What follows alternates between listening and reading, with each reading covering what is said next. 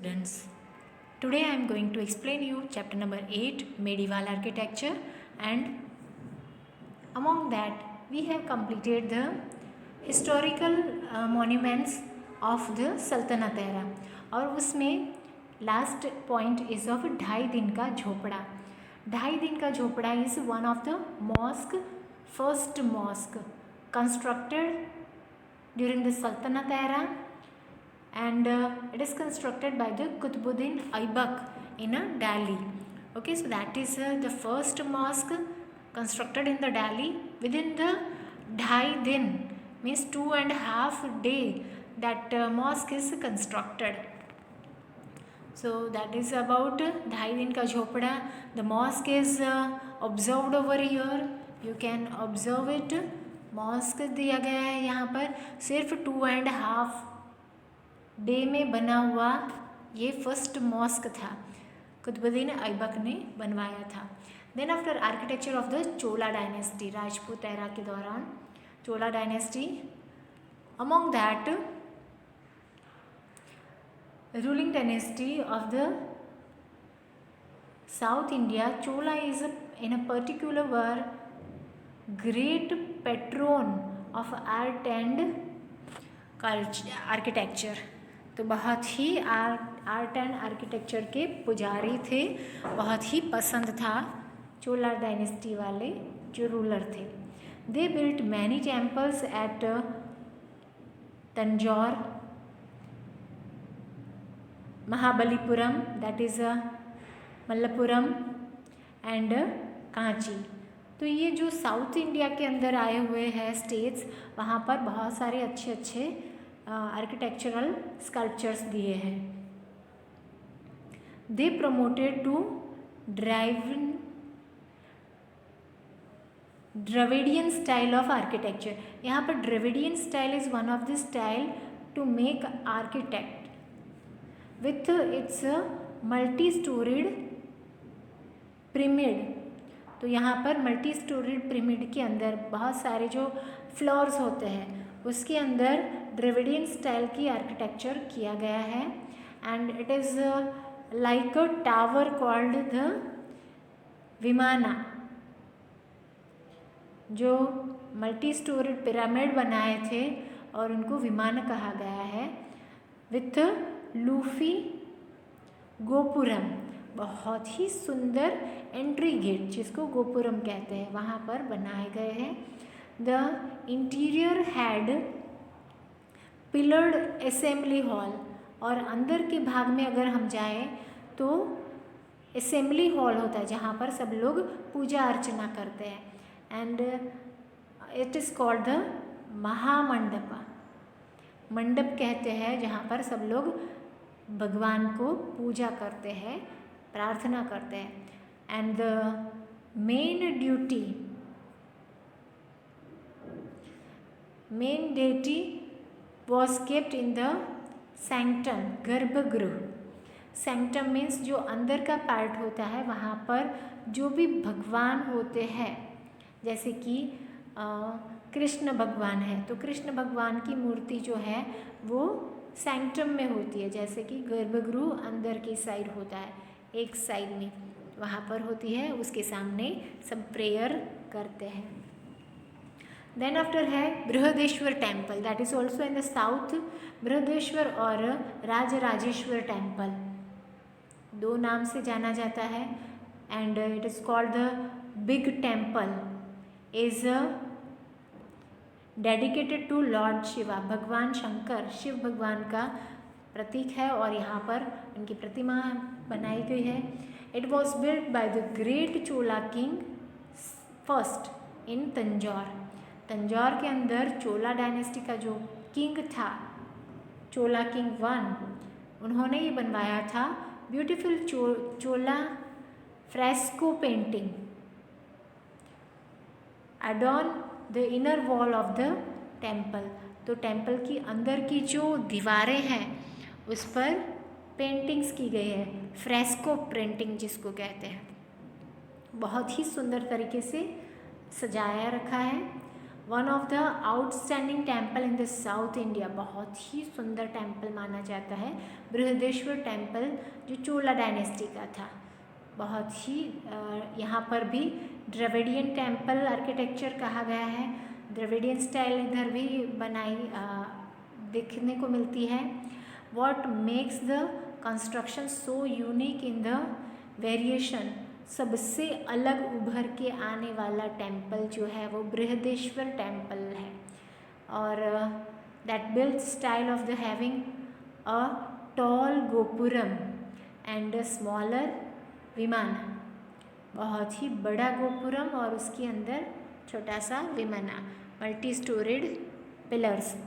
तो ये है यहाँ पर you can observe that small peoples are over here and the height of the temple is so much big। और ये जो है वो स्टोन से बने हुए हैं, उस टाइम पर सीमेंट्स नहीं थे, तो ये जो स्कल्पचर्स है वो सिंगल स्टोन से ये बनाया गया है। तो हाथियों की मदद से ये स्टोरीज बनाए गए हैं।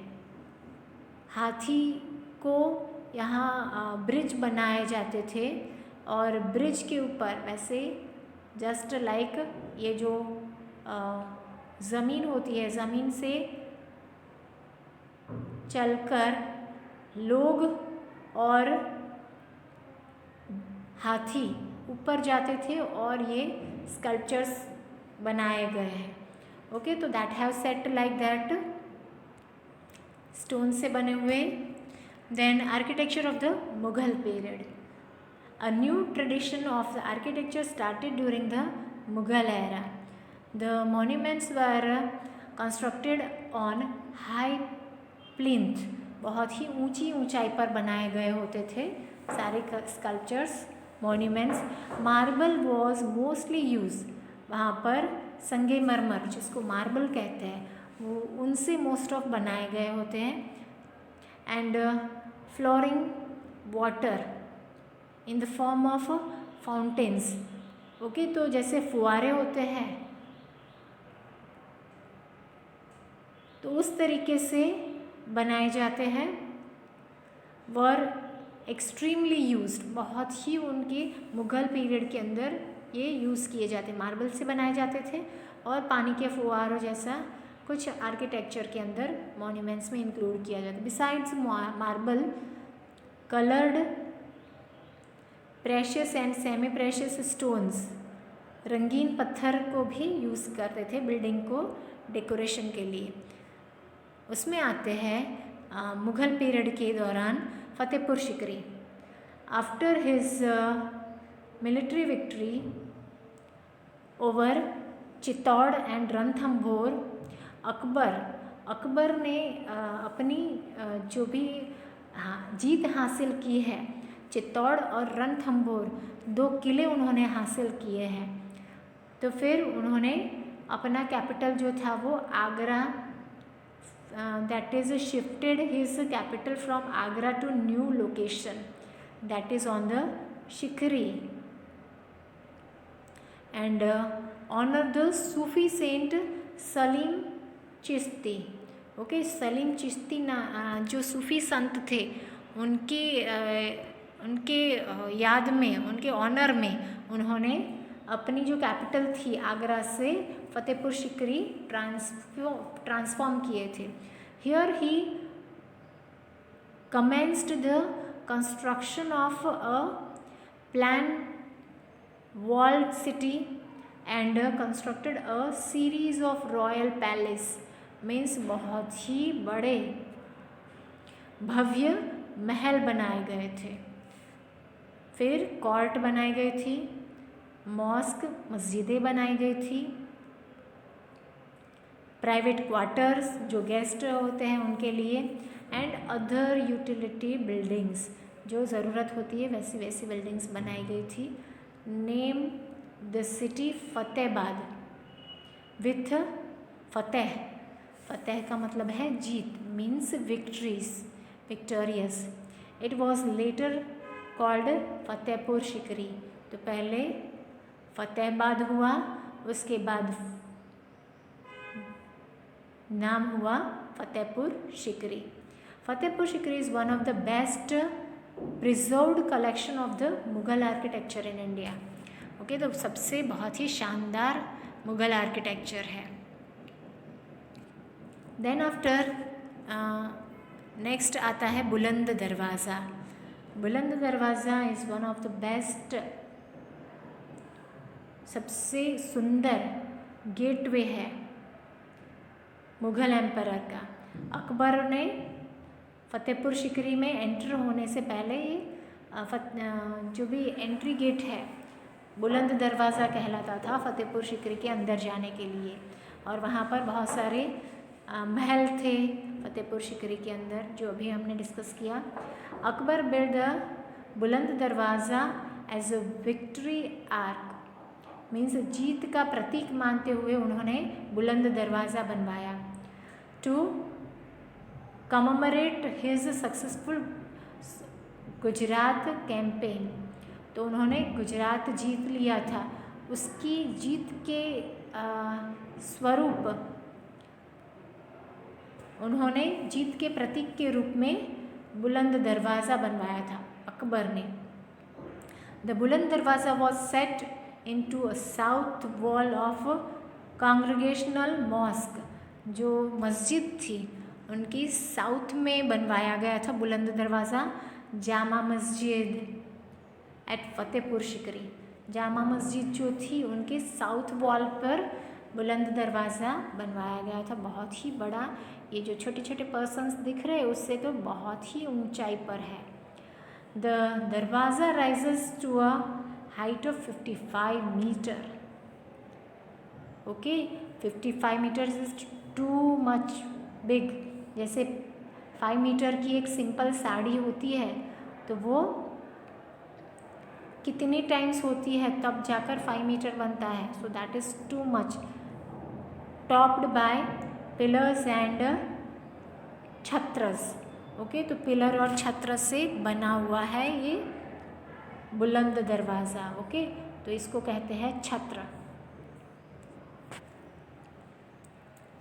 It is one of the most famous Islamic structure in Fatehpur Sikri, बहुत ही सुंदर इस्लामिक आर्किटेक्चर है फतेहपुर सिकरी का। And echo the early Mughal design, और उसके ऊपर बहुत ही पुराने मुग़ल डिज़ाइन बनवाए गए थे।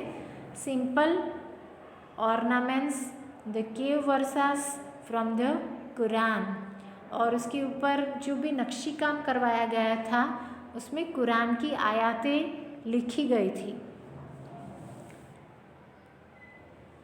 Panchmahal is another notable 5-storied building in Fatehpur Sikri with excellent architectural design। जो 5 महल है उनको पंचमहाल कहा गया है और वो भी फतेहपुर सिकरी का ही हिस्सा है।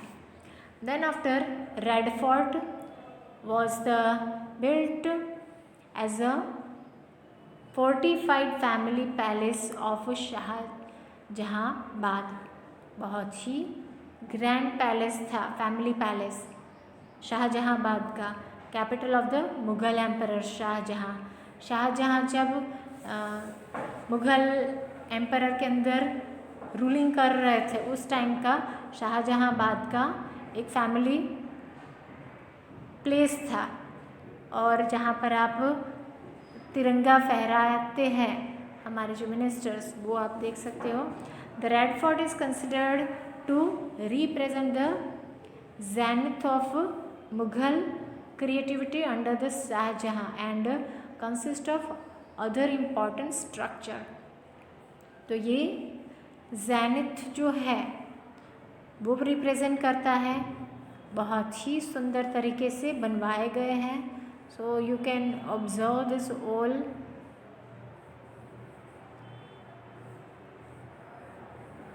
यहाँ पर भी खड़े रह सकते हैं। Okay, so that way Shahjahan है कंस्ट्रक्टेड दिस। और उसके साथ साथ दूसरे भी other sculptures are there, that is Diwane Aam, Diwane Khas, Moti Masjid, Hayat Bakhsh Bagh means garden, and Rang Mahal. तो ये सारी चीज़ें जो है वो भी इम्पोर्टेंस रख रही है, that is in the Shahjahanabad. That is about the Red Fort, red colour के स्टोन से बनाया गया है।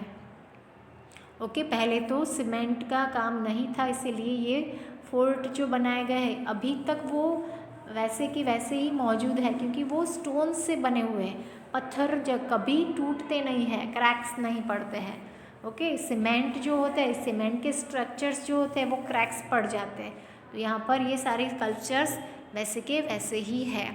अब लास्ट में आते हैं Taj Mahal. The Taj Mahal is a white marble mausoleum located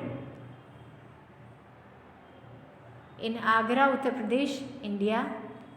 यहाँ पर आप देख सकते हो मीनार्स जो लगे हुए हैं, चारों तरफ जो मीनार है उससे बहुत ही सुंदर लग रहा है यह ताजमहल। आगे 2 मीनार है और पीछे 2 मीनार है और सेंटर में महल है। It was built by Mughal emperor Shahjahan. उनकी जो बेगम है, 3rd वाइफ मुमताज़ महल की याद में उन्होंने बनवाया था। Taj Mahal is regarded as the finest example of Mughal architecture. बहुत ही सुंदर मुग़ल आर्किटेक्चर का एग्जाम्पल दिया गया है। Is considered to be the one of the 7 wonder. 7 अजूबों में ताजमहल को भी इम्पोर्टेंस दिया गया है। Is widely recognized as the jewel of Muslim art in India and one of the universally adored masterpiece of the world's heritage. Okay, तो यहाँ पर ताजमहल को नमूना माना गया है मुस्लिम एरा का, मुस्लिम आर्ट एंड लिटरेचर का, और उसमें सबने स्वीकार किया है वर्ल्ड हेरिटेज के तौर पर,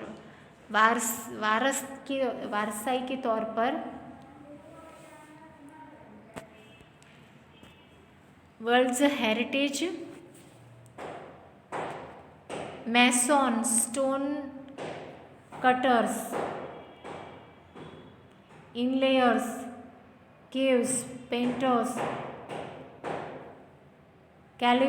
कैलीफ्लावर्स, dome builders and other artisans were requisitioned from whole of the empire to the world of the structure। तो अलग अलग जगह से अलग अलग लोगों को बुलवाया गया था फॉर दिस। शाहजहाँ ने ताजमहल को बनवाने के लिए अलग अलग हिस्सों से अलग अलग मास्टर्स को बुलवाया गया था। The white marble has been polished to emphasize the excision,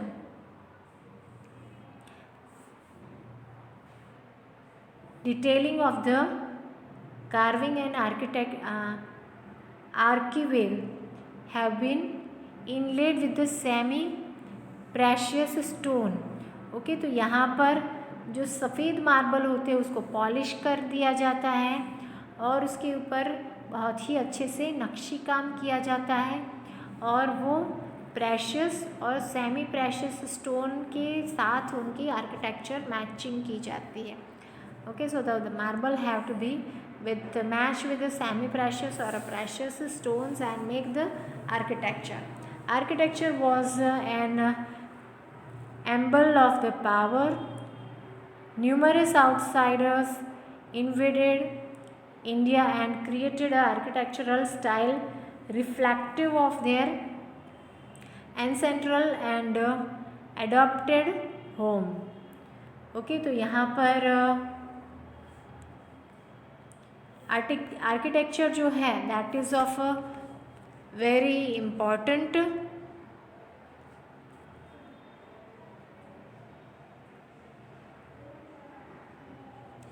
विदेशी लोग यहाँ पर बहुत सारे आते हैं, बहुत सारी चीज़ें यहाँ पर देखते हैं और वो बताती है कि हमारी संस्कृति क्या है, हमारे देश में क्या क्या चीज़ें हैं जो पुराने स्टाइल से अगर बनाया गया है आर्किटेक्चर, तो पुरानी हिस्ट्री हमारी क्या थी, वो वारिस में हमें क्या मिला है, that all and as a result many artist got an opportunity to showcase their talent and skill. तो इसकी वजह से बहुत सारे आर्टिस्ट को अपनी स्पेस मिलती है, अपनी जगह मिलती है कि अपनी जो भी टैलेंट है, स्किल है, वो बताएं। Hence not only was there need for name and fame, सिर्फ और सिर्फ नाम और महत्वाकांक्षा के लिए नहीं, but they also on a handsome livelihood, और ये सब बहुत ही अच्छा कमाते भी थे। The people to whatever the era benefited through such splendour structure, और जो ये एरा के, कोई भी एरा के जो थे, उनको अपने ऊपर इतना प्रभाव था कि उनको जो भी आर्किटेक्चर के अंदर उन्होंने पार्ट लिया है, उन्होंने बहुत ही सुंदरता से उनको निभाया है। We should be grateful to ruler and emperor. बहुत सारे जो राजा रजवाड़ा थे, उन्होंने जो स्कल्पचर्स दिए, मोन्यूमेंट्स दिए हैं, एम्परर, सल्तनत एरा के एम्परर्स ने जो भी हमें दिया है, उनके लिए हम बहुत ही आभारी हैं। In their quest for quenching the thirst, जो हमारी प्यास है वो बुझाई है। With the excellent creative and excellent motivated and inspire the subject, हमने उस सब्जेक्ट में आर्ट एंड आर्किटेक्चर के अंदर उन्होंने मोटिवेट किया है। And generated a source of income, और उस टाइम पर बहुत ही अच्छा लाइवलीहुड के लिए मिलता था। तो ये सोर्स बताया कि आप अपना जीवन इस तरीके से भी गुजार सकते हो। सो that is about the lesson. यहाँ पर आपको लेसन वर्कबुक के अंदर जो मिलता है वो लिखना रहेगा।